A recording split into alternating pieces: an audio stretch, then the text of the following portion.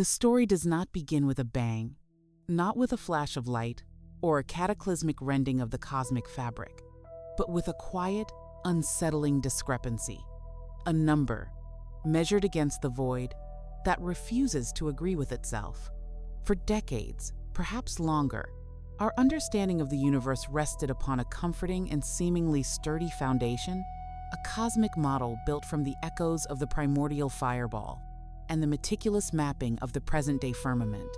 We named this model the lambda-cold dark matter paradigm, a cathedral of mathematics and observation whose pillars were the familiar forces and the shadowy unknowns, holding aloft a narrative of cosmic evolution from a hot, dense beginning to a cold, sparse, and ever-expanding future. It was a universe whose expansion, we believed, was a predictable story, its rate the Hubble constant, a fundamental metric of reality that could be pinned down with increasing precision as our telescopes grew sharper and our methodologies more refined.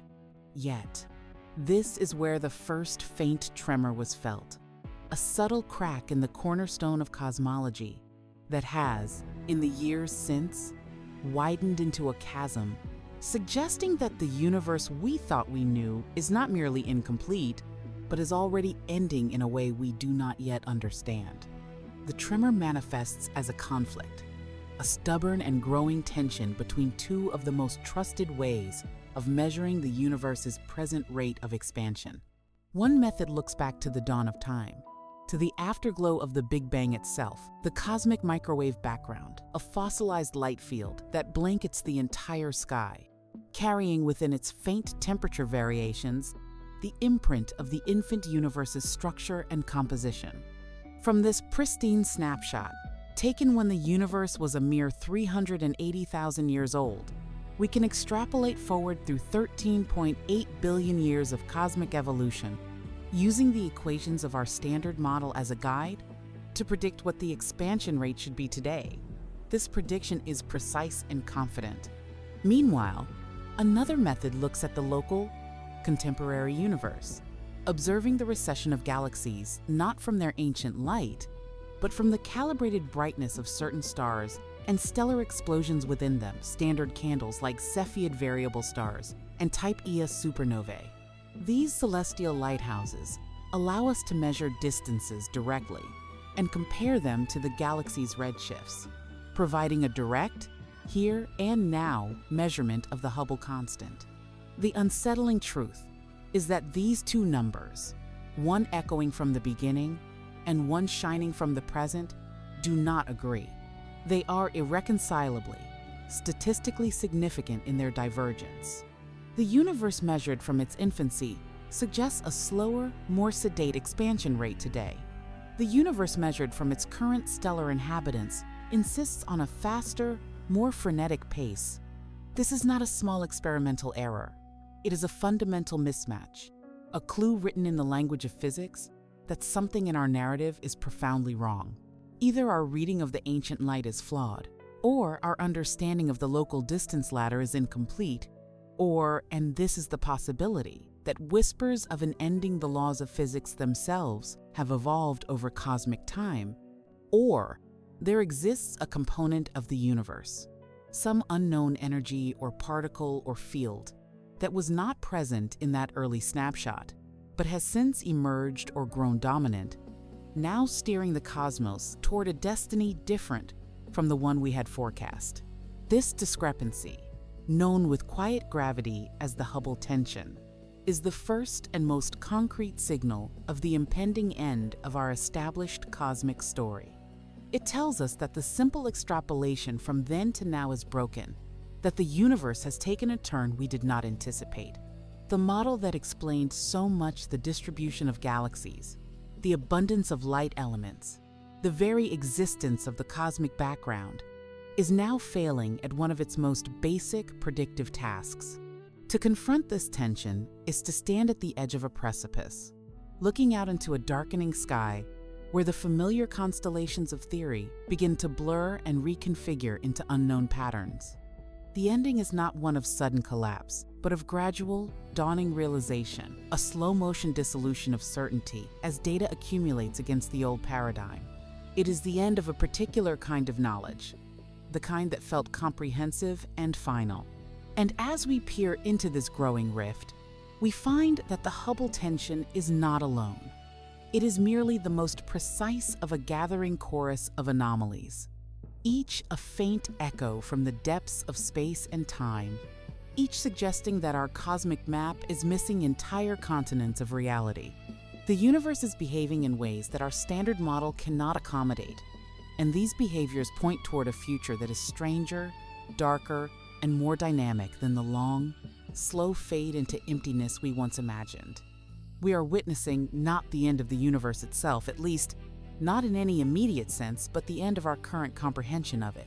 A new chapter is being forced upon us by the data, and its opening lines speak of unseen forces, of evolving constants, of a cosmos that is fundamentally restless and unstable in ways we are only beginning to glimpse. Beyond the precise dissonance of the Hubble tension lies a second, deeper anomaly, one that speaks not to the present rate of expansion, but to the very scaffolding upon which the cosmos is built. This scaffolding is composed of matter, but not the familiar atoms that make up stars, planets, and our own bodies. That luminous, baryonic matter is a mere afterthought, a delicate frosting on a vast, invisible cake. The true bulk of the universe's mass, the hidden skeleton that dictates the growth of galaxies and the largest structures in existence, is dark matter. This enigmatic substance, which reveals itself only through its relentless gravitational pull, is the central architect of our standard cosmic model.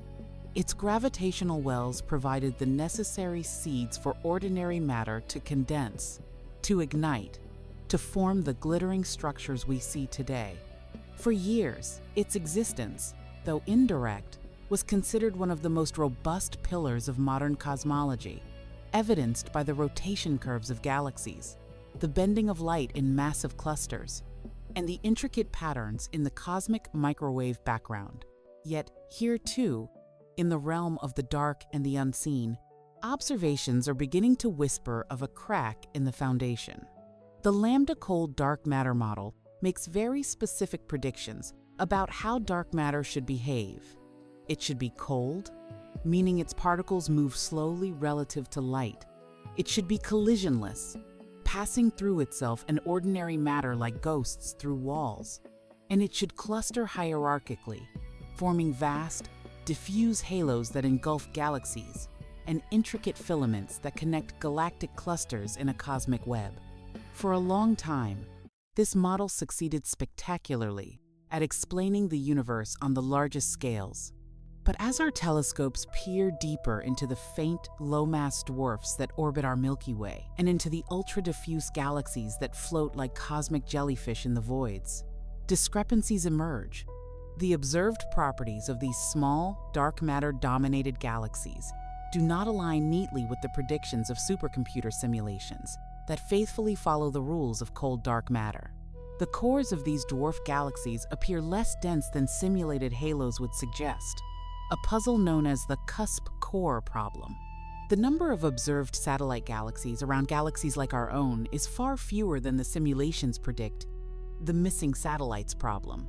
And the very distribution and motions of these satellites seem oddly synchronized, orbiting in vast, thin planes, rather than in the random, spheroidal swarms the models generate. These are not mere details. They are fundamental challenges to the nature of the dominant component of the universe. They suggest that dark matter might not be perfectly cold or perfectly collisionless. Perhaps it possesses some faint, self-interacting force, a whisper of internal dynamics that smooths out the dense cusps predicted in galactic centers. Or perhaps it is warmer than we thought, composed of particles that were moving with significant speed in the early universe, thereby suppressing the formation of the very smallest galactic structures. Each of these possibilities, self-interacting, dark matter, warm dark matter, or even more exotic variants, represents a profound departure from the simplest, most successful model. It hints that the dark universe is more complex, more nuanced than the passive, inert gravitational substrate we had imagined. This is an ending of a different kind, the end of dark matter's simplicity. The pillar is not crumbling, but it is being recarved with unfamiliar tools, its form shifting from a monolithic, predictable entity to something with possible internal richness and unexpected behaviors. This revision in the dark sector is inextricably linked to the crisis in expansion, for the properties of dark matter directly influence how structures form and, consequently, how the universe expands over time. If dark matter is not what we thought, then the entire timeline of cosmic structure formation, the very narrative, from the first infinitesimal fluctuations to the grand clusters we see today, must be rewritten. And as we look up from the challenges within the dark matter-dominated galaxies, our gaze is drawn to the largest scales of all, where another, even more mysterious force is at work, a force that does not pull, but pushes, accelerating the expansion of the universe itself. This force, dubbed dark energy, is the most dominant component of the cosmos today, constituting roughly 70% of its total energy density. In our standard model, it is represented by the cosmological constant, lambda, a term Einstein once introduced and later discarded as his greatest blunder, only for it to be resurrected as the engine of cosmic acceleration. This cosmological constant is, by definition, constant, an immutable property of the vacuum of space itself, a steady pressure that has remained unchanged in strength since the beginning of time. But what if dark energy is not constant? What if it too is evolving? This possibility that the repulsive force accelerating the universe could be dynamic is the most profound ending our story faces. A cosmological constant offers a predictable, if ultimately bleak, future, an eternal, accelerating expansion leading to a cold, isolated, and dark fate known as the heat death. But a dynamic dark energy opens a Pandora's box of cosmic destinies. It could decay, leading to a recollapse into a big crunch. It could strengthen catastrophically, leading to a big rip that tears apart galaxies, stars, planets, and even atoms in the finite future. Or it could oscillate, leading to a series of cosmic contractions and expansions.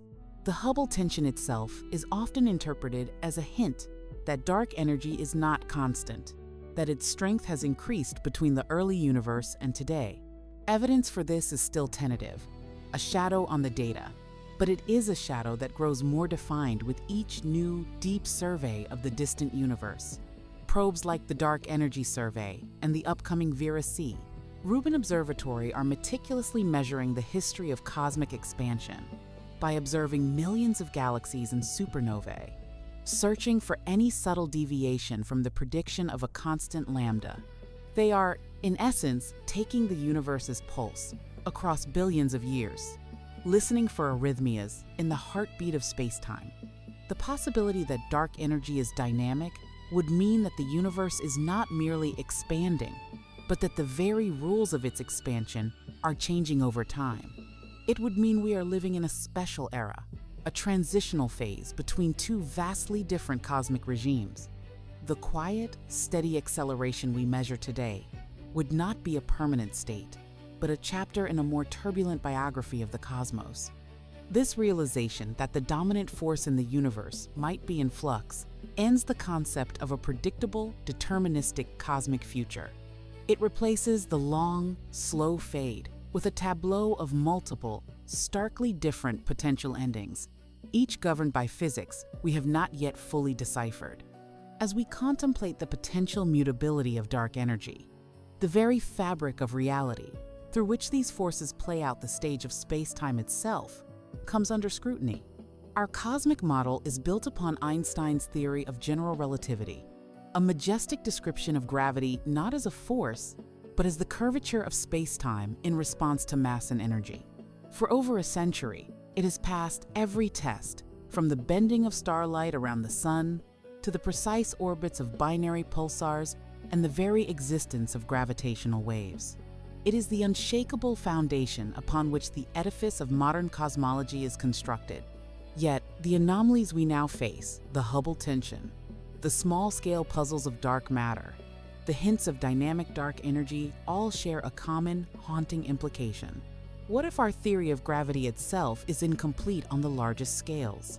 This is not a call to discard Einstein's masterpiece, but to consider it as a supremely accurate local theory that may require modification when applied to the universe in its totality, across billions of light years and deep into the epochs of its infancy. The possibility of modified gravity is a seismic shift in perspective, an ending of our reliance on a single, universal law of gravitation as the sole architect of cosmic dynamics.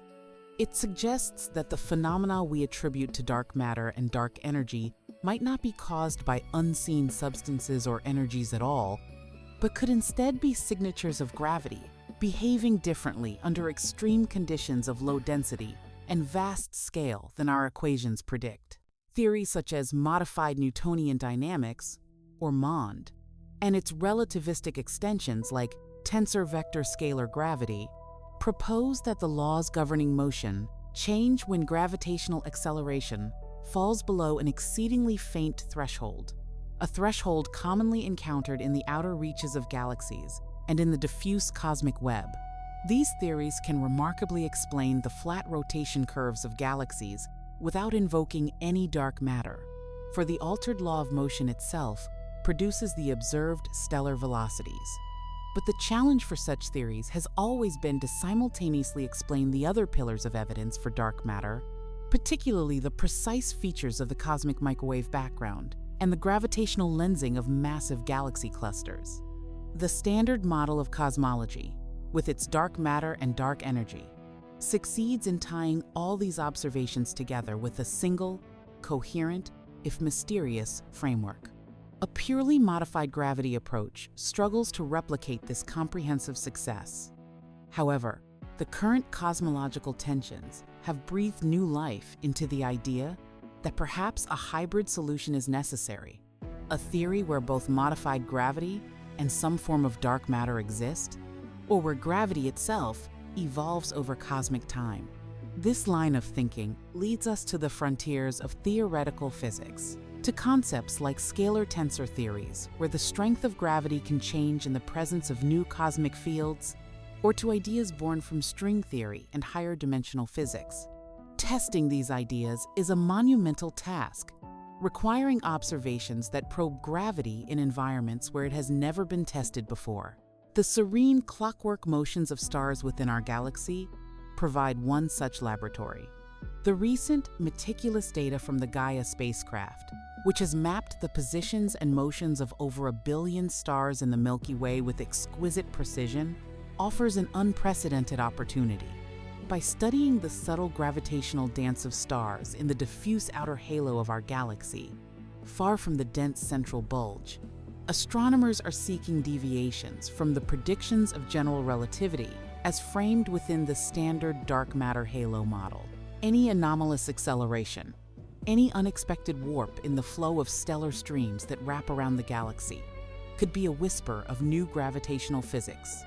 Similarly, the cosmic microwave background, that fossilized light from the infant universe, carries within its polarization patterns an imprint of the gravitational waves that rippled through the primordial plasma. The detailed properties of these patterns, measured by experiments like the BICEP divided by Keck array and future space-based observatories, could reveal if gravity behaved differently in that first, searing fraction of a second after the Big Bang.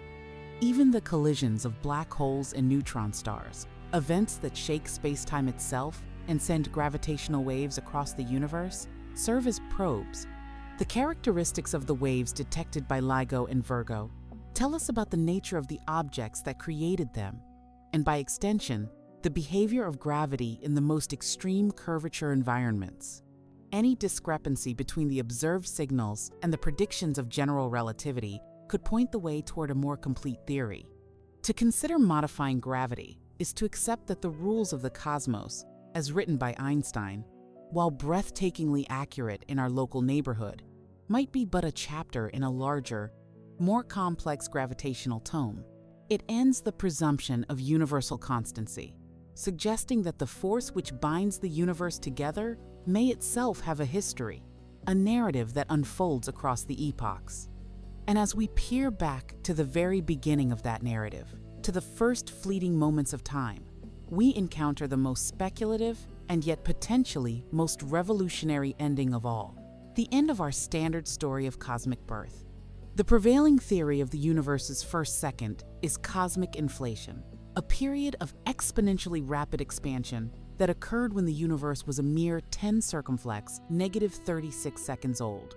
This theory elegantly solves several profound puzzles, such as why the universe is so uniform on large scales and why it appears geometrically flat. Inflation predicts a specific statistical signature in the cosmic microwave background, a faint preference for gravitational waves of certain scales, which has been sought but not yet conclusively found. More intriguingly, the theory of eternal inflation suggests that our entire observable universe is but one bubble in a vast, eternally expanding multiverse, where different bubbles may have different physical laws and constants.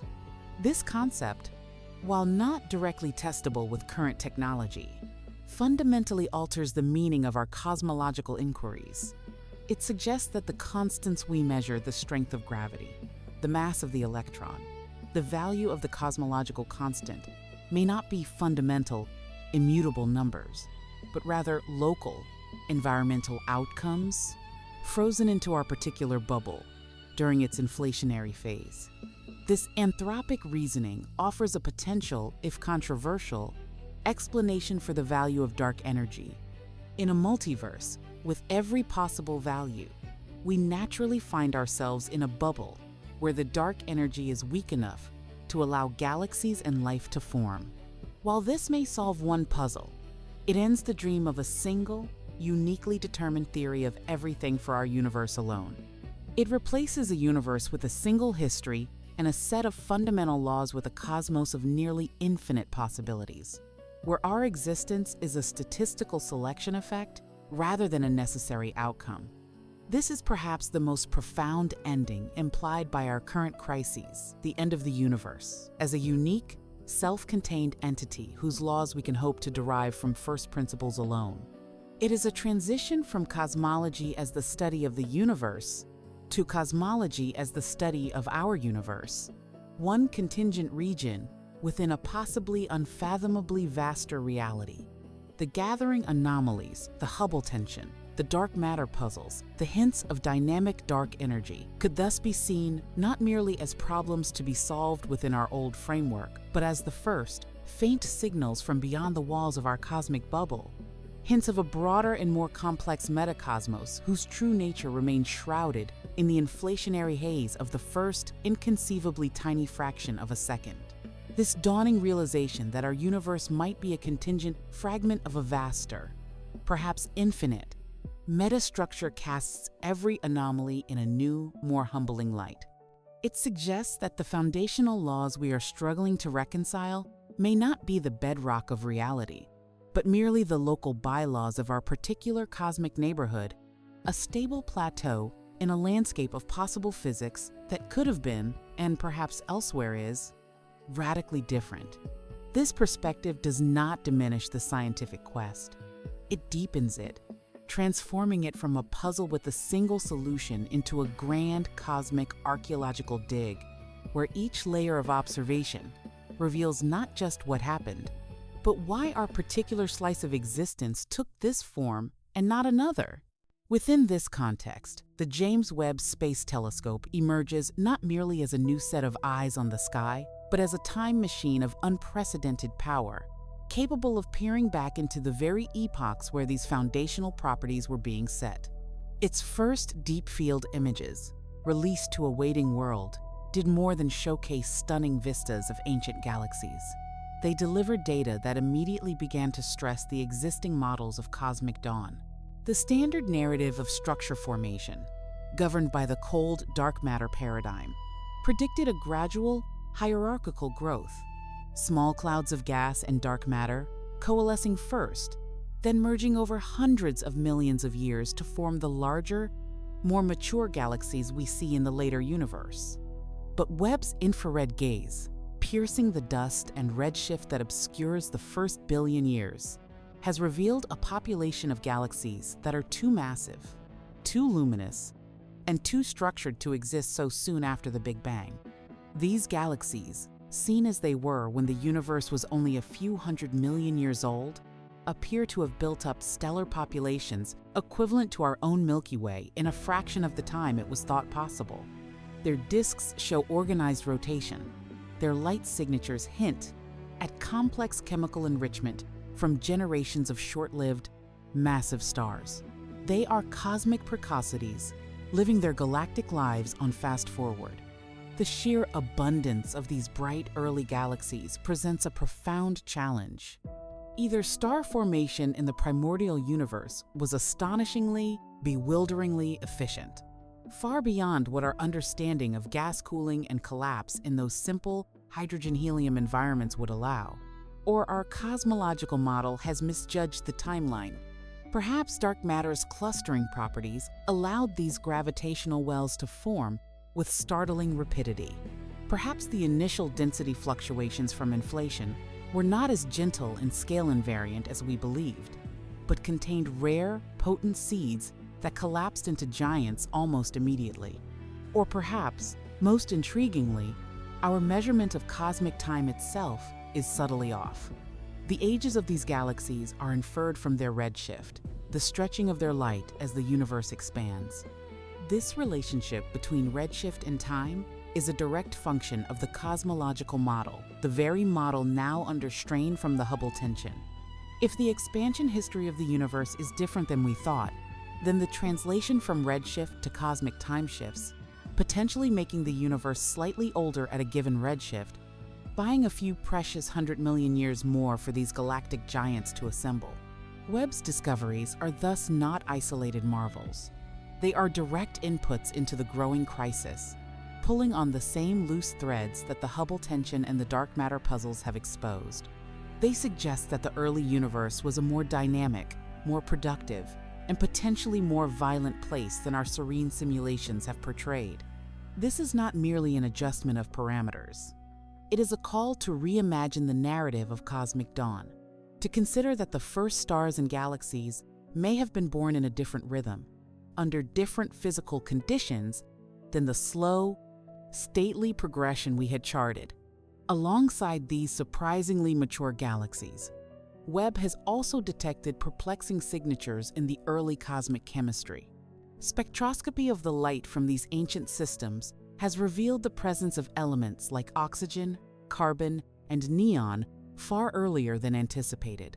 These elements are forged only in the nuclear furnaces of stars and scattered into the interstellar medium by supernova explosions. Their detection in such abundance so early implies that not only did the first stars known as population 3 stars, hypothesized to be monstrous, pristine behemoths of pure hydrogen and helium form and die in a veritable frenzy, but that subsequent generations of stars formed from their enriched ashes with breathtaking speed. The cosmic cycle of life and death, of star birth and material recycling, seems to have been on a vastly accelerated schedule. This forces us to reconsider the very nature of those first stars. Were they truly all the immense, singular giants of theory? Or was there a wider, more diverse stellar population from the very beginning, including stars of lower mass that could live longer and contribute differently to the chemical tapestry? The data pushes against the clean, theoretical simplicity of the first epochs, hinting at a messy, complex, and wildly productive infancy for the cosmos. This acceleration of early history has a direct gravitational consequence that we are only beginning to trace: the potential for early black holes of daunting size. The standard model of supermassive black hole growth posits a gradual accretion of matter over billions of years, starting from a seed, perhaps a remnant of a massive first star, and slowly feasting on gas and stars in the heart of a growing galaxy. Yet, we have long known of quasars, the intensely luminous cores of distant galaxies powered by supermassive black holes, shining with the light of 1 trillion stars from when the universe was less than 1 billion years old. To power such beacons, The black holes at their centers must already have weighed in at over 1 billion solar masses. Growing such a monstrosity from a stellar mass seed in such a short time is a monumental challenge for accretion physics, requiring nearly continuous feasting at the maximum theoretical rate. Webb's observations of the early galaxy population provide the context for this puzzle. If galaxies themselves were forming stars and assembling mass at a breakneck pace, their dense, gas-rich centers would have been the perfect nurseries for rapid black hole growth. Perhaps the seeds were not stellar remnants at all, but direct collapse black holes, formed from the catastrophic collapse of massive primordial gas clouds before they could ever fragment into stars, birthing black holes of 10,000 solar masses, or more from the outset. Or perhaps, in the turbulent, merger-rich environment of the early cosmic web, black holes grew not just by accreting gas, but by frequently colliding and merging with each other, a hierarchical growth mirroring that of the galaxies themselves. The presence of these early giants is a gravitational shout in the silent early universe, a testament to processes of extreme and efficient growth that our current models strain to reproduce. They stand as monuments to an era of cosmic history that was not a slow, gentle awakening, but a dramatic and explosive birth, setting the stage for all that was to follow and leaving imprints that may still resonate in the structural anomalies and expansion tensions we see today. The existence of these precocious cosmic structures, the massive galaxies, and the lurking supermassive black holes in the universe's first chapters does more than challenge the timeline.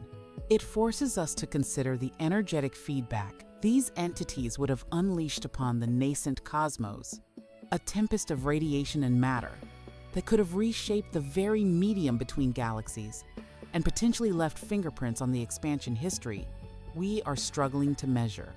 This medium, the intergalactic medium, is not a perfect vacuum, but a whisper-thin plasma, a relic of the epoch of recombination that left the universe transparent. For hundreds of millions of years, it remained neutral, a dark sea of hydrogen and helium. Then, the first stars and galaxies flickered on, and their intense ultraviolet radiation began to rip electrons from atoms in a process known as reionization. This cosmic dawn of light was also a fundamental phase change for the universe, transforming it from a neutral fog back into an ionized plasma, a state it has maintained ever since. The standard narrative placed this epoch of reionization as a gradual process, completed by the time the universe was about 1 billion years old, driven by the cumulative light from many small early galaxies. But the James Webb Space Telescope's revelation of an abundant and surprisingly luminous population of galaxies in the very heart of this epoch suggests a different story. If there were far more bright sources of ionizing radiation than previously accounted for, reionization could have begun earlier, proceeded more rapidly, and been more spatially heterogeneous. The energy injected into the intergalactic medium during this process is not trivial. It heats the gas, creates pressure waves, and can even drive large-scale winds that eject material from galaxies altogether. This energetic feedback could have subtly altered the thermodynamic history of the cosmic gas, affecting how we interpret key cosmological signals. For instance, the detailed properties of the faint absorption lines imprinted on the light of distant quasars by clouds of neutral hydrogen, the so-called Lyman alpha forest, are a sensitive probe of the temperature and density of the intergalactic medium across cosmic time. Any significant revision to the reionization history prompted by Webb's discoveries requires a recalibration of how we use this forest as a cosmological tool. More profoundly, if reionization was more explosive and driven by extremely luminous early sources, it could have deposited enough energy into the expanding universe to very slightly, but measurably, affect the expansion rate itself during that era. While this effect would be small, it adds another layer of complexity to the task of extrapolating directly from the conditions seen in the cosmic microwave background to the present day, as the simple, smooth model of a non-interacting mix of dark matter, dark energy, and ordinary gas. becomes less tenable. The early universe begins to look like a dynamic, feedback-driven system, where the astrophysics of stars and galaxies is inextricably woven into the cosmological evolution of the whole. This interconnectedness blurs the line between astrophysics and cosmology, suggesting that solving the Hubble tension may require not just new physics in the dark sector, but a more sophisticated understanding of how the luminous, baryonic matter behaved and redistributed energy during these formative epochs. As we integrate these lessons from the dawn of time, our gaze must also turn inward, to our own cosmic backyard, where another class of anomaly suggests that the local laws of physics might themselves hold clues to the grand cosmological disquiet. The exploration of the outer solar system by spacecraft like New Horizons has provided an exquisitely clean laboratory, far from the light pollution of the sun and the zodiacal dust of the inner system, to measure the ambient optical background of the universe. To the profound surprise of many, New Horizons detected a level of diffuse light in the visible spectrum that is roughly twice what can be accounted for by the integrated light of all known galaxies. This cosmic optical background excess is a quiet, persistent mystery. Its possible explanations range from the mundane, an unseen population of extremely faint, diffuse dwarf galaxies, or the scattered light from undiscovered populations of rogue stars flung into intergalactic space, to the more profound. Could it be the cumulative glow of processes associated with dark matter decay or annihilation? A faint whisper of the universe's dominant but invisible mass converting into photons? Or is it light from the first primordial stars of population 3, stretched from the ultraviolet into the visible by the expansion of the universe, and now reaching us as a pervasive, ghostly backdrop? Each possibility carries deep implications. A vast population of faint, unseen structures would again challenge our models of galaxy formation, particularly on the smallest scales where the dark matter puzzles reside. A signal from dark matter would be a monumental discovery, finally revealing the nature of the cosmos's hidden skeleton. And a relic glow from the first stars would be a direct window into the epoch of reionization, confirming its intensity and character. This local measurement, made in the quiet darkness beyond Pluto, is a haunting counterpoint to the distant, high redshift crises. It tells us that even in the present-day universe, in the space between galaxies we thought was empty and dark, there is an unexplained surplus of light, a tangible, measurable, something that our inventory of the cosmos has missed. It is a reminder that our maps of reality, whether of the early universe or the contemporary one, are still incomplete, with blank spaces that may contain not just minor details, but major components of the cosmic energy budget. This optical background excess is a subtle anomaly, a faint glow against the black, but like the Hubble tension, it is a discrepancy between expectation and observation that refuses to vanish. It underscores a unifying theme emerging from this entire period of cosmological reevaluation. The universe seems to be brighter and more dynamic than our standard, lean model predicted, both in its furious infancy and in its seemingly quiet maturity. There is more structure, more light, more activity, and more rapid evolution than the simplest version of our story allowed. This pervasive excess of reality, whether in the form of early galaxies, ambient light, or an unexpectedly fast expansion rate, points toward a cosmos that is richer, more complex, and more energetically engaged than the relatively placid, predictable continuum we had charted. The ending of the old model is, therefore, not a descent into darkness, but an awakening to a cosmos that is luminously, dynamically, and perhaps chaotically more alive. This pervasive luminosity, this excess of light and structure spanning from the first galaxies to the dark spaces between modern ones, finds a parallel mystery in the realm of pure motion, a hint that the cosmic flow itself may not be as serene and uniform as the principle of cosmological homogeneity would demand. According to that foundational pillar, on scales larger than a few 100 million light-years, the universe should appear statistically the same in every direction, with matter distributed evenly and galaxies receding in a smoothly orchestrated Hubble flow. It is this assumption that allows us to treat the universe as a simple, expanding fluid in our equations. Yet, subtle deviations from this perfect isotropy, known as bulk flows, have been tantalizingly detected for years.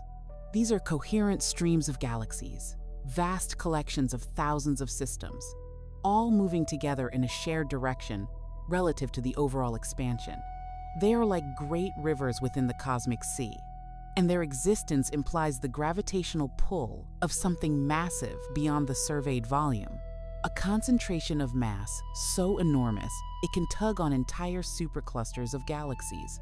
The standard model can accommodate some level of bulk flow on smaller scales, attributable to the known pull of nearby massive structures like the Shapley supercluster or the so-called Great Attractor. However, studies using catalogs of galaxies like the Cosmic Flows Project have mapped velocities that suggest these flows may extend to scales of over 500 million light-years, with amplitudes that are challenging to reconcile with the expected density fluctuations in the lambda-cold dark matter universe. The most prominent of these is the mysterious dipole repeller, a vast, underdense region of space, a cosmic void of staggering scale whose relative emptiness creates a kind of gravitational push as galaxies stream away from it toward denser regions. But even accounting for this, the amplitude and scale of the observed bulk flow remain at the edge of statistical compatibility with the standard model. If these flows are as large and coherent as some analyses suggest, they would indicate that our local universe, out to distances we consider cosmologically significant, is not a fair sample. It would mean that we reside in a still unequilibrated region, a lingering ripple from the initial conditions of inflation that has not yet been smoothed away by expansion. This would fundamentally challenge the cosmological principle, not in its general form, but in its strict application to the volume we can observe. It suggests that the seeds of cosmic structure planted by inflation may have grown to superhorizon scales, imprints of primordial asymmetry that we can detect only through their gravitational influence on the motion of galaxies. This is not a direct contradiction of the model, but another persistent anomaly, another data point that sits uncomfortably within the error margins of prediction. It implies a universe that is lumpier on larger scales than we thought, or one where the process of gravitational collapse has been more efficient in our particular neighborhood, creating a Hubble bubble, where the local expansion rate we measure from nearby standard candles could be subtly biased by this large-scale flow. This is a direct potential astrophysical contributor to the Hubble tension. If we and the galaxies we use as our local distance ladder are caught in a coherent stream, our measured recession velocities are not purely due to cosmic expansion, but contain a component of this peculiar motion. Correcting for this is immensely difficult, as it requires a three-dimensional map of both galaxy positions and their velocities to untangle the Hubble flow from the bulk motion, a task that projects like the upcoming ESA mission, Euclid and NASA's Nancy Grace Roman Space Telescope, are designed to address with extraordinary precision. The presence of these large-scale flows connects the puzzles of the present to the conditions of the past, suggesting that the initial quantum fluctuations from inflation may have had more power on very large scales than our models assume, or that a late-time interaction, perhaps involving dark energy, is actively enhancing gravitational clustering in ways we don't yet understand. As we trace these rivers of galaxies back to their hypothetical sources, we are inevitably drawn to the most extreme gravitational endpoints imaginable, black holes. But not the supermassive ones at galactic centers. Rather, the possibility of primordial black holes forged not from dying stars, but from the intense density fluctuations in the first second after the Big Bang. Once a fringe idea, primordial black holes have experienced a resurgence as a potential candidate for dark matter, or at least a significant fraction of it. They are a haunting possibility. Black holes of every mass, from asteroid sized to thousands of solar masses, sprinkled throughout the cosmos from its very beginning, invisible except through their gravitational effects or rare chance encounters. Their existence would be a direct consequence of physics in the ultra-early universe, a fossil of the wild inhomogeneities that might have existed during or immediately after inflation. If they constitute a portion of dark matter, they could explain some of the small-scale structure anomalies, as black holes would cluster matter differently than a cloud of weakly interacting particles. They could also have provided ready-made seeds for the supermassive black holes powering early quasars, bypassing the need for rapid, efficient accretion from stellar remnants.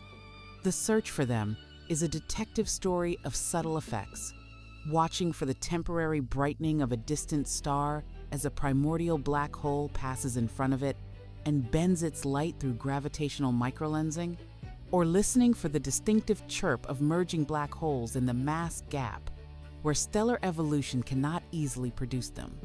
The LIGO Virgo KAGRA, Collaboration's detection of gravitational waves from black hole mergers, has already revealed a population of black holes with masses curiously larger than typical stellar remnants, fueling speculation about a primordial origin for at least some of them. If confirmed, a population of primordial black holes would be a revolution, tying together the physics of the universe's first fraction of a second with the dark matter problem and the early growth of cosmic structure. It would mean that a portion of the darkness that shapes the cosmos is not a sea of unknown particles, but a swarm of ancient, quantum gravitational relics, each a silent tomb of the universe's most violent birth pangs. This possibility ends the simpler narrative of a dark matter composed solely of a single, new, fundamental particle, opening the door to a dark sector that is itself complex and historically layered, containing multiple components that have shaped cosmic evolution in different ways. It suggests that the first instance of time did not produce a perfectly smooth quantum field that gently rolled into our present reality, but were perhaps punctuated by collapses and cataclysms that left behind a landscape of gravitational scars, each a black hole, each a knot in space-time that has been drifting through the expanding universe for all of cosmic history, invisibly weaving the tapestry of dark matter we now struggle to map. The contemplation of primordial black holes as potential architects of cosmic darkness leads us inevitably to consider the ultimate fate of all such structures, and indeed of space-time itself, in the face of the accelerating expansion driven by dark energy. This brings us to a profound and unsettling temporal horizon, one that speaks to the very nature of knowledge and causality in an evolving cosmos. The cosmic event horizon. Much like the event horizon of a black hole from which no information can escape, a cosmic event horizon is a boundary in space-time created by the acceleration of the universe's expansion. Beyond a certain critical distance, galaxies are receding from us faster than the speed of light, not because they are moving through space superluminally, but because the fabric of space between us and them is stretching at an ever-increasing rate. Their light, launched toward us across the gulf, is fighting a losing battle against the expansion of the intervening space. For any observer in an accelerating universe, there exists a sphere beyond which no new information can ever arrive. This horizon is not static. It is slowly shrinking inward as the acceleration continues, gradually cutting off more and more of the cosmos from our view. In a universe with a true cosmological constant, this horizon asymptotically approaches a fixed distance, eternally hiding a portion of reality from us. But in a universe with dynamic dark energy, the horizon's behavior could be far more dramatic, potentially shrinking to zero in a finite time in the case of a Big Rip scenario. The existence of this horizon is not a distant abstraction. It has tangible implications for the ultimate fate of cosmology as a science. It means that there is a fundamental, insurmountable limit to what we can ever observe or know about the totality of the universe. Structures that lie beyond our current horizon have already sent their last photon toward us. We are now just waiting for the final, eternally redshifted messages to arrive. This places an existential deadline on our ability to map the cosmos. It is a quiet, slow-motion ending to the era of cosmological discovery, not because our technology will fail, but because the universe itself will eventually hide its greatest secrets behind a veil of unreachable space. Every day, as the acceleration continues, countless galaxies cross this threshold, their light fading below detectability, and then ceasing to reach us altogether. They do not vanish in a flash, but undergo an infinite redshift, their images stretching into oblivion, their spectral lines shifting into undetectable radio waves and beyond. The universe, for any observer, becomes a progressively more isolated island. This realization reframes the current cosmological crisis not just as a puzzle to be solved, but as a race against a cosmic clock. The anomalies we see today, the Hubble tension, the unexpected early galaxies, the bulk flows are messages from a universe that is still communicable, still within our observational grasp. They are clues delivered before the curtain falls. The urgency to build ever larger telescopes, to launch missions like Euclid and Roman, to delve into the data from Webb, is driven not only by curiosity, but by a profound understanding that the window for answering these questions is on a cosmological timescale closing. We are living in a privileged, transient era where the universe is still transparent enough and its history still accessible enough for us to piece together its story.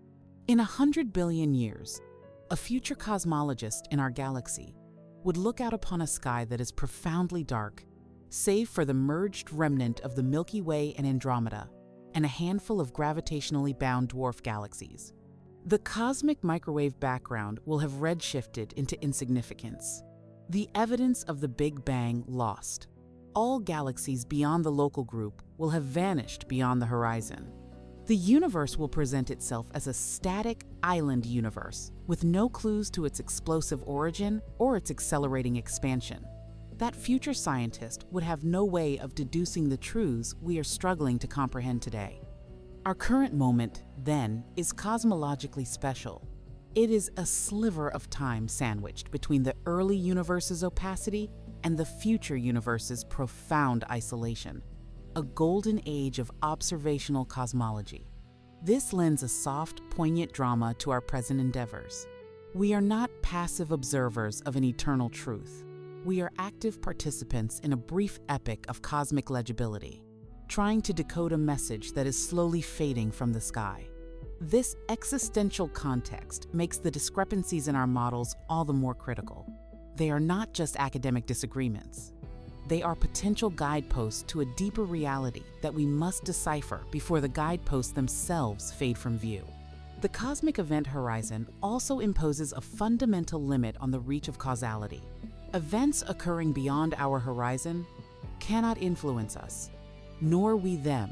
This means that the largest possible structures in the universe, the ones whose size is limited by the distance light could have traveled since the Big Bang, are now being frozen in place. Their growth stunted not by a lack of gravity, but by the expansion of space severing the gravitational connections between their far-flung parts. The great cosmic web, the filamentary network of galaxies, is being severed strand by strand. This process, known as the dissociation of bound structures, will eventually leave galaxy clusters isolated, then individual galaxies, and in a Big Rip scenario, even stars, planets, and atoms would be torn apart when the horizon shrinks within them.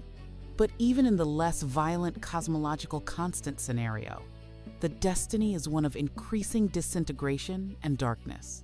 The end of the universe we thought we knew, therefore, is mirrored by the slow-motion ending of cosmic connectivity itself. The model that predicted a simple, cold, but connected future is giving way to an understanding of a future that is not only cold, but also profoundly disconnected and information-poor. Our current crisis in cosmology is a flicker of awareness in this brief era of light. a recognition that the story is far more intricate than a simple progression from a hot Big Bang to a cold, empty eternity. It is a story with multiple, interacting actors, dark matter with possible complex properties, dark energy that may not be constant, gravity that may require modification, and primordial relics that may float through it all playing out on a stage whose very size is continually redefining what is knowable. The quiet tension we measure in the Hubble constant is thus a symptom of this deeper, more dynamic narrative, a narrative we are compelled to understand before the universe settles into a final, silent equilibrium, its history encrypted and then erased by the relentless expansion of space. Confronted with this horizon of knowledge, the scientific endeavor necessarily turns toward the subtle, the statistical, and the deeply theoretical, seeking patterns in the noise that might illuminate the physics operating behind the curtain of the visible. One of the most promising and challenging of these patterns lies in the large-scale structure of the universe, not in the galaxies themselves, but in the voids between them. These cosmic voids, immense regions of space that can be hundreds of millions of light-years across and contain far fewer galaxies than the dense filaments and clusters, are not mere empty blanks on the map. They are active participants in the cosmic drama, vast, underdense regions whose evolution is exquisitely sensitive to the nature of dark energy and the laws of gravity on the largest scales. In the standard model, voids expand faster than the universe as a whole, as their low density offers little gravitational resistance to the outward push of dark energy. The precise rate of this void expansion, the shapes of voids, and the statistical properties of their distribution, their number, size, and how they are arranged relative to each other form a pristine cosmological probe. Because voids contain so little ordinary matter, their dynamics are dominated by the dark components, the repulsive effect of dark energy, and the subtle gravitational influence of the dark matter that outlines their boundaries. Studying voids is, in a sense, studying the dark universe in its purest form. Any deviation from general relativity or any exotic property of dark energy that causes it to cluster or interact would leave a distinctive signature in the growth and morphology of voids. For instance, if gravity is enhanced in low-density environments, as some modified theories suggest, voids would expand even more rapidly and develop more spherical shapes than in general relativity. If dark energy is not a cosmological constant, but a dynamical field that can cluster slightly, it would affect the rate at which voids empty out and the sharpness of their edges. Projects like the Dark Energy Survey and the Future Euclid mission are meticulously mapping millions of galaxies, not just to find the luminous structures, but to delineate the dark, empty spaces between them, constructing a three-dimensional census of nothingness. This inversion of focus from the dense to the empty is a profound shift in cosmological methodology.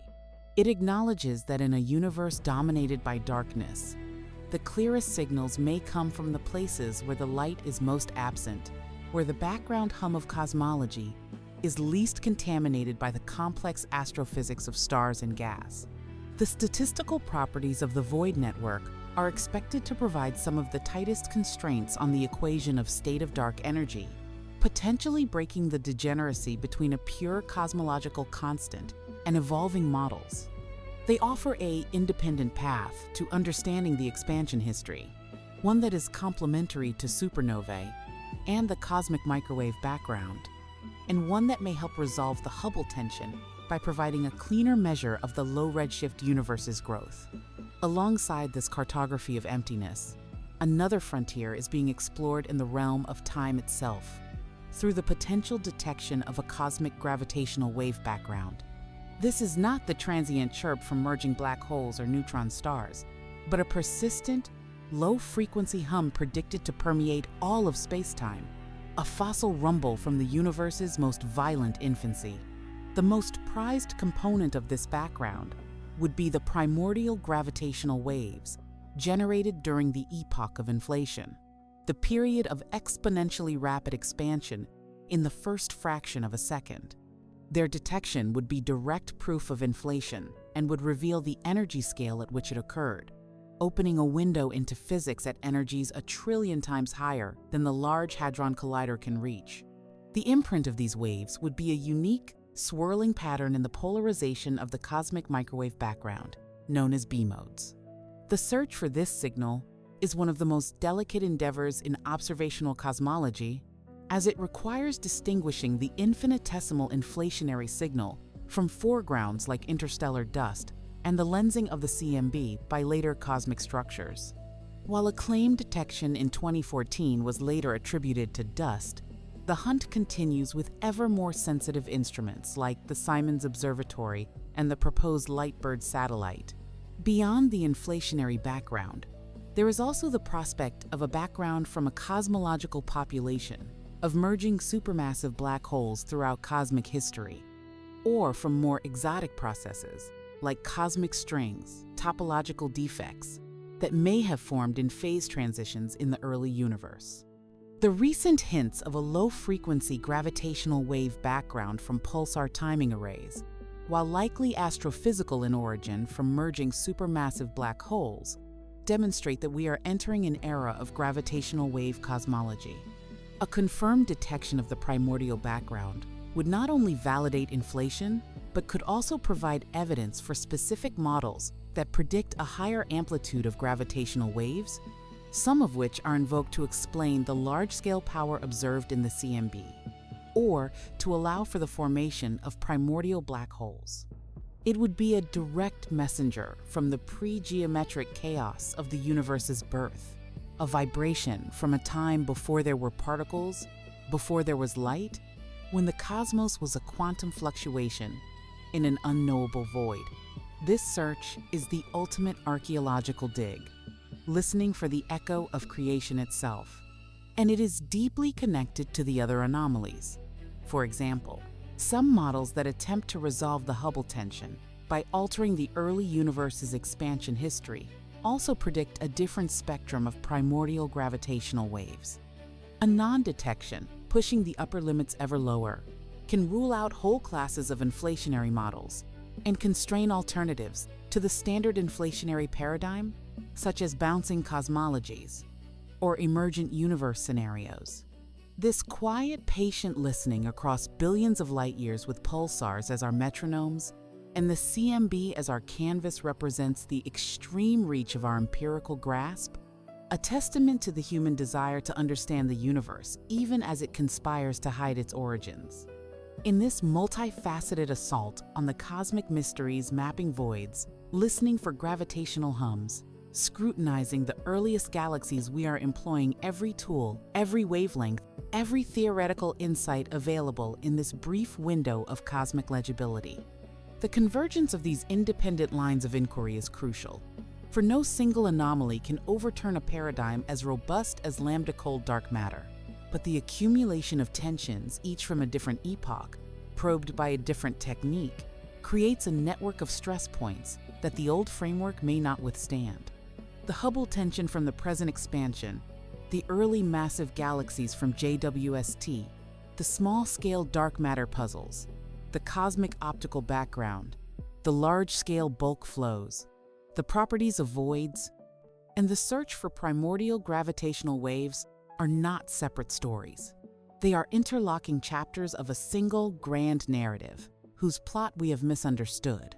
The ending of the old universe is not a single event, but a cascading realization, a domino fall of certainty, where the push on one pillar of the model forces a reevaluation of all the others, revealing a cosmos far more dynamic, interconnected, and strangely luminous than the serene, dark, and simple expansion we once thought we knew. As this network of tensions tightens, the path forward leads not to a single, elegant solution, but into a labyrinth of interconnected possibilities where disentangling cause from effect becomes the central challenge of modern cosmology. The endeavor transforms from testing a well-defined model to navigating a high-dimensional landscape of theoretical extensions, each designed to alleviate one tension while, ideally, not exacerbating another. This is the delicate work of cosmological model building under stress, a slow and meticulous process, far removed from sensational breakthroughs, conducted in the language of Bayesian statistics and Markov chain Monte Carlo, analyses that weigh vast arrays of data against families of theoretical parameters. One prominent avenue of exploration involves re-examining the early universe's contents and thermal history just before the release of the cosmic microwave background. The standard model assumes a vanilla plasma of photons, neutrinos, baryons, and cold dark matter, evolving according to well-understood physics. But what if something extra was present? Something that altered the sound horizon the ruler etched into the CMB, used to predict the present expansion rate. This has led to serious consideration of early dark energy, a transient form of energy that could have been active in the first few 100,000 years after the Big Bang, providing an additional source of repulsion that would have slightly accelerated the universe's expansion during that brief epoch. This early, fleeting acceleration would reduce the computed size of the sound horizon. Since the observed angular size of that horizon in the CMB is exquisitely measured, a smaller physical sound horizon translates, through geometric necessity, to a higher predicted value for the Hubble constant today, potentially bringing it into alignment with the local measurements. Early dark energy is not a monolithic idea. It manifests in various theoretical guises, often as a scalar field that freezes or decays away rapidly after its job is done, leaving the later universe to be dominated by the standard cosmological constant.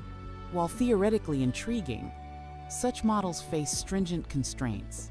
They must not distort the beautifully detailed fit of the standard model to the CMB power spectrum, nor disrupt the successful predictions for the abundance of light elements from Big Bang nucleosynthesis.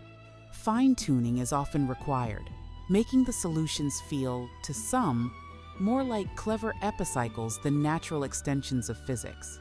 Yet, they remain a viable and actively researched path, a testament to the gravity of the Hubble tension. Another route interrogates the nature of the neutrinos, those ghostly particles that stream through the universe almost unimpeded. The standard model incorporates them as nearly massless relics. But if one or more neutrino species has a mass in a specific range, or if there exist additional sterile neutrinos that do not interact via the weak force, they could alter the timing of matter-radiation equality and subtly change the growth of structure. This could, in principle, help address both the Hubble tension and some of the small-scale issues with dark matter clustering. Similarly, the possibility that dark matter interacts not with itself, but with ordinary radiation or neutrinos in the early universe, could modify the transfer of energy and momentum, affecting the precise details of the CMB and structure formation in ways that might reconcile the early and late universe measurements. These are not wild speculations, but constrained extensions of the known particle physics frontier, tested against a barrage of cosmological data. Parallel to these particle-based interventions, other cosmologists are rigorously testing the foundations of the measurements themselves, seeking systematic errors in the cosmic distance ladder that could resolve the tension without new physics. This involves painstaking work, recalibrating the period luminosity relationship of Cepheid variable stars using new Gaia parallaxes, cross-checking the brightness of Type Ia supernovae with different host galaxy environments, and even exploring alternative distance indicators like tip of the red giant branch stars or water masers in distant galaxies. The goal is to see if the local measurement of the Hubble constant can be shifted downward toward the CMB-derived value. While some studies have tightened the error bars, the central values have remained stubbornly apart, and independent methods, like using gravitational lensing, time delays, or the surface brightness fluctuations of galaxies, have begun to corroborate the higher local value. This convergence of disparate local methods makes a pure systematic error explanation increasingly unlikely, though not impossible. It is a testament to the scientific process. Before dismantling the foundations of physics, one must exhaustively check the instruments. Amidst this rigorous, often slow-moving detective work, the most profound theoretical shifts are being contemplated. They involve questioning the foundational assumptions of isotropy and homogeneity themselves. What if the Hubble tension is not a flaw in the model of a uniform universe, but a clue that we live in a special location? The cosmological principle is a powerful assumption, but it is an assumption nonetheless. Could we be residing in a vast local underdensity, a Hubble bubble where the expansion rate is measurably faster than the cosmic average? Or, conversely, could the early universe, as seen in the CMB, have been significantly anisotropic, with a different expansion rate in one direction? Recent full-sky analyses of the CMB from Planck have placed tight limits on such global anisotropies, but more complex, subtle inhomogeneities remain possible. These back reaction models consider that the large-scale structures we see, the voids and filaments, are not just insignificant ripples on a smooth background, but that their gravitational dynamics and the expansion of voids can actually influence the global, averaged expansion rate we measure. In an inhomogeneous universe, the expansion rate one infers depends on how one averages over these structures. It is a complex and controversial idea, but it represents a radical rethinking of the very object of cosmology. Are we modeling a smooth, idealized fluid, or are we modeling a structured, clumpy universe whose large-scale behavior emerges from the collective dynamics of its parts in a non-trivial way? This line of thinking blurs the line between astrophysics and cosmology entirely, suggesting that the background expansion is not a pre-given stage but a dynamical outcome. It is a deeply philosophical shift, moving from a universe that is simple and uniform in its laws to a universe where complexity and structure are fundamental to its overall evolution. This would indeed mark the end of the universe. We thought we knew a universe reducible to a few equations, governing a homogeneous fluid, and herald the beginning of a more complex, emergent, and structurally rich cosmological understanding, where the story of the cosmos cannot be told without also telling the story of the galaxies, voids, and filaments that compose it, each playing an active role in shaping the fate of the whole. Thus, we arrive at a precipice of understanding, not with a definitive answer, but with a clarified question. The universe we thought we knew, characterized by the serene and predictable lambda-cold dark matter paradigm, is indeed ending not in a cataclysm of observation, but in the gradual, inexorable accumulation of data that no longer fits within its once spacious confines. This ending is not a failure, but a maturation. It is the sign of a science progressing from a simple, powerful approximation of reality to a more nuanced and, inevitably, more complex engagement with a cosmos that refuses to be easily categorized. The tensions we measure, the divergent expansion rates, the precocious galaxies, the puzzling dark matter distributions, the anomalous flows and background glows, are the growing pains of this transition. They are the cracks through which a brighter, more dynamic, and more mysterious universe is shining. The future of cosmology lies in the synthesis of these disparate clues, a synthesis that will require a new generation of tools and a renewed theoretical imagination. The Vera C. Rubin Observatory's Legacy Survey of Space and Time will map billions of galaxies and detect millions of supernovae, providing a monumental, cinematic record of the low redshift universe's expansion and structure with unparalleled statistical power.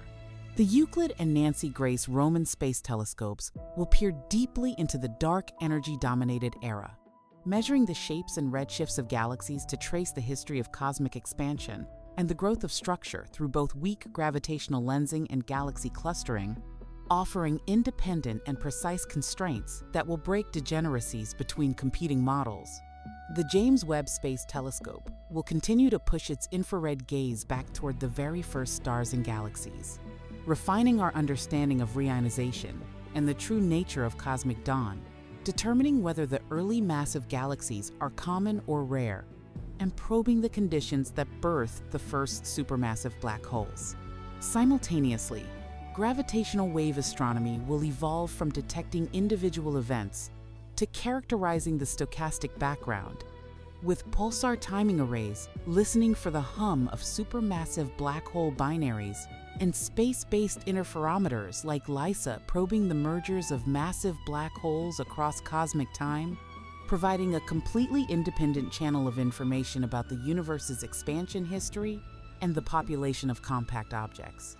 On the theoretical front, the challenge is to build coherent frameworks that can simultaneously explain the early and late universe measurements without fine-tuning, frameworks that might involve a richer, dark sector with interacting components, a gentle modification of gravity that becomes apparent only on cosmic scales, or a deeper understanding of how the lumpy, real universe averages out to the smooth one in our equations.